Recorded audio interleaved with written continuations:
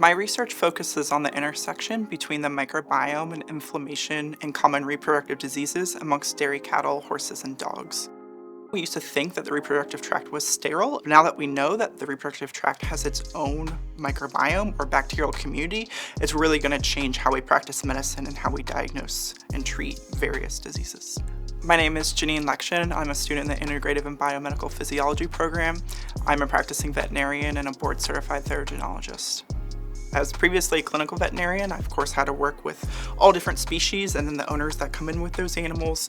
And it's hard to have these conversations that maybe we don't have the correct diagnostic or treatments that we want for the different diseases. And so that's what's motivated me to become a researcher is the diseases that I see every day, are there better ways to diagnose and treat them to have the outcomes that we want clinically? For my horse project, I did sample the Penn State horses, and so undergrads were involved in handling those horses with me, and really what I try to do is make it a learning experience for them. The first time you watch an ultrasound, it's just a bunch of gray shades, but how do we interpret that? Or why do we take the samples that we take?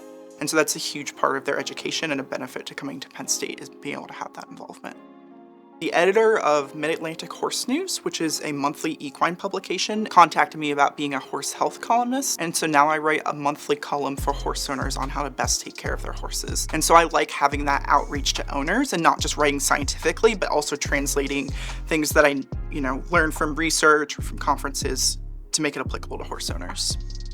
The reason that I came to Penn State is really twofold. First of all, I have a lot of family history here. I'm a third generation legacy. Both my parents were Penn State alums as well as my grandfather. So I grew up coming to Penn State to get ice cream and take pictures on the lion. And so when I started to apply into PhD programs, I of course knew about Penn State's research background and the programs that were going on here, but I really appreciate the Integrative and Biomedical Physiology program because there's people in that program who do human research, who do animal research, who do molecular research. And so it kind of brought all of my interests together.